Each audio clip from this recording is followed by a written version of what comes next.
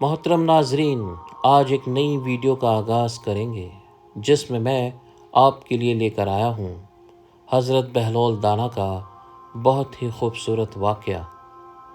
جی ہاں دوستو، حضرت بہلول دانا رحمۃ اللہ علیہ اللہ تعالیٰ کے بہت ہی بڑے بزرگ گزرے ہیں۔ آئیے چلتے ہیں ان کے واقعے کی طرف۔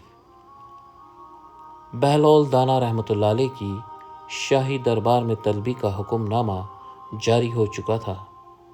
خلیفہ ہارون رشید کے سپاہی ان کو کتوں کی طرح ڈھونڈ رہے تھے اور آخرکار ایک سپاہی کو وہ ایک بازار میں جاتے ہوئے دکھائی دیے اور سپاہی ان کے پیچھے چل دیا۔ اس نے ایک دو بار بہلول کو اپنی طرف متوجہ کرنے کی کوشش کی مگر انہوں نے دھیان نہیں دیا۔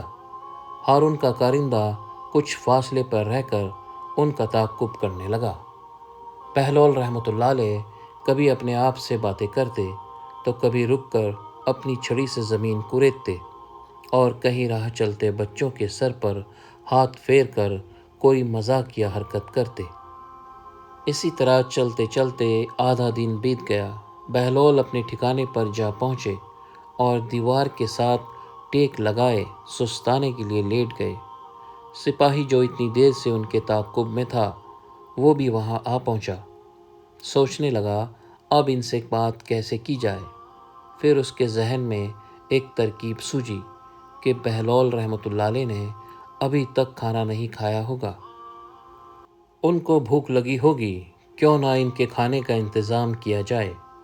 وہ بازار گیا اور جلدی سے مرغ کھانے لے کر بہلول رحمۃ اللہ علیہ کے پاس جا پہنچا۔ بہلول رحمۃ اللہ علیہ اپنی لگن میں مگن نہ جانے کون سی گتھیاں سلجھانے میں مصروف تھے۔ سپاہی نے سلام کیا اور کھانا بہلول کے سامنے جا رکھا۔ جناب بہلول صاحب، خلیفہ نے آپ کے لیے کھانا بھجوایا ہے۔ حضرت بہلول دانا رحمۃ اللہ علیہ کھل کھلا کر ہنس دیے۔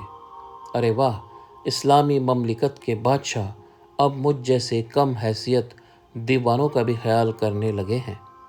بہلول نے کھنڈر کے پاس بیٹھے کتے کو اپنی طرف بلایا اور خوشنما کھانے کا تھال اس کے سامنے رکھ دیا۔ سپاہی نے بولنے کی کوشش کی تو بہلول نے اسے چپ کرا دیا۔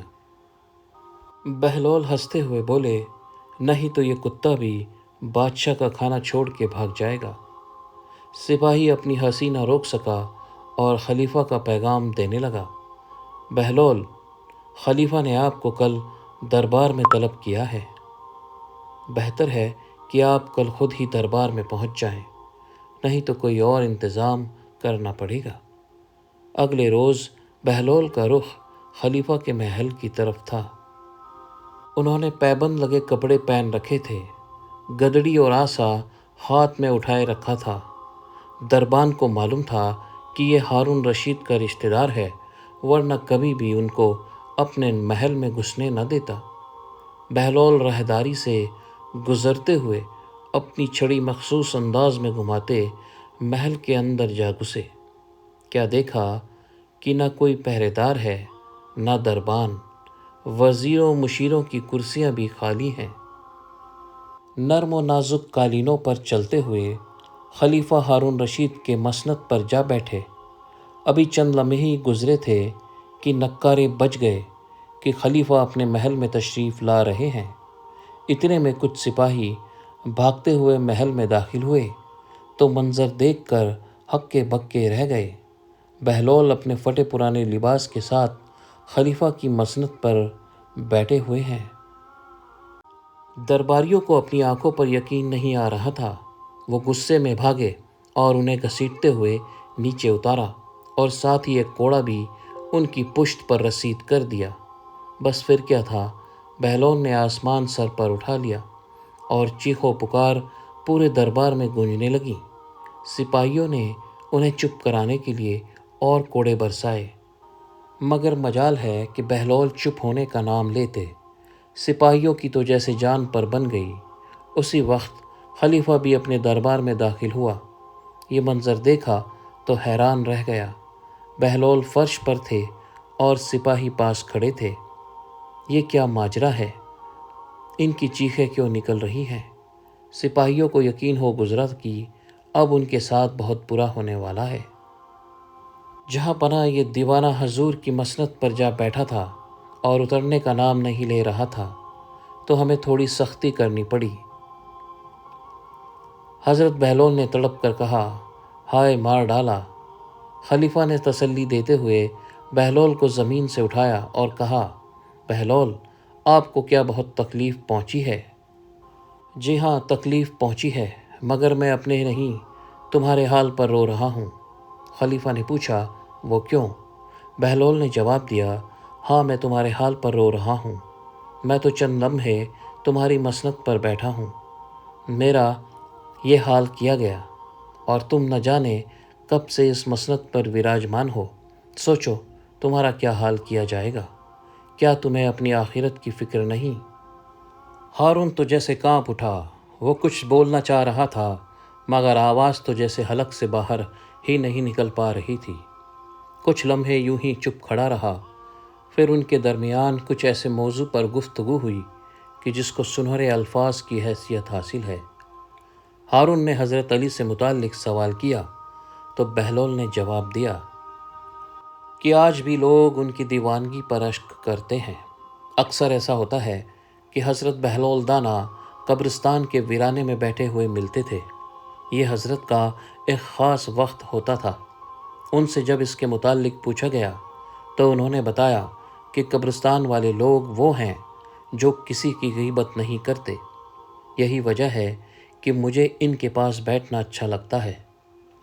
دوستو، ایک دفعہ تو بہت ہی عجیب معاملہ ہوا کہ حضرت بہلول دانا رحمۃ اللہ علیہ ویرانے میں بیٹھے ہوئے کونے میں چھڑی ہاتھ میں لیے ایک انسانی کھوپڑی کو ادھر ادھر کر کے دیکھ رہے تھے۔ اتفاقاً قریب کے راستے سے خلیفہ ہارون رشید کی سواری کا گزر ہوا۔ خلیفہ بہلول کو دیکھ کر رک گئے اور پاس جا کر بولا، ارے بہلول، یہاں کیا کر رہے ہو اس کھوپڑی کے ساتھ؟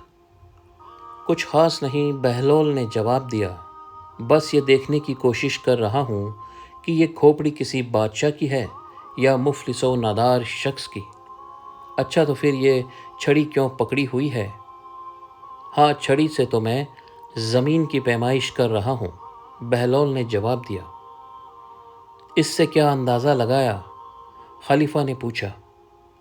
بہلول نے فرمایا، اس سے میں نے یہ اندازہ لگایا کہ زمین برابر ہے، خواہ کوئی مفلس و نادار ہو یا بادشاہ، 3 گز زمین سب کے لیے ہوگی، چاہے بادشاہ ہو یا غریب۔ دوستو، اس واقعے سے ہمیں یہ سبق ملتا ہے کہ یہ دنیا کی شان و شوکت سب فانی ہے، باقی ہے تو صرف وہ اعمال جو ہم آخرت کے لیے آگے بھیجیں گے۔ اللہ سبحانہ و تعالی آخرت کی فکر کرنے کی توفیق عطا فرمائے، آمین یا رب العالمین۔ ایک دن بہلول دانا رحمۃ اللہ علیہ دریائے دجلہ کے کنارے کھڑے تھے۔ خلیفہ ہارون رشید اپنے محل کی چھت سے انہیں دیکھ رہا تھا۔ بادشاہ نے اپنے خادموں سے کہا کہ بہلول کو میرے پاس لاؤ۔ خادموں نے چھت سے ڈولی نیچے پھینکی اور نیچے والوں کو اشارہ کیا، اور نیچے والے خادموں نے بہلول کو ڈولی میں بٹھایا اور اوپر سے رسیاں کھینچ لی۔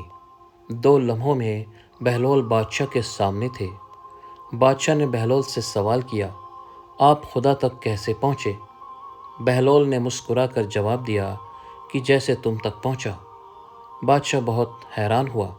بادشاہ کا خیال تھا کہ بہلول کوئی باریک بینی سے فلسفہ بتائے گا، لیکن اس نے تو 2 لفظوں میں ساری بات ہی ختم کر دی۔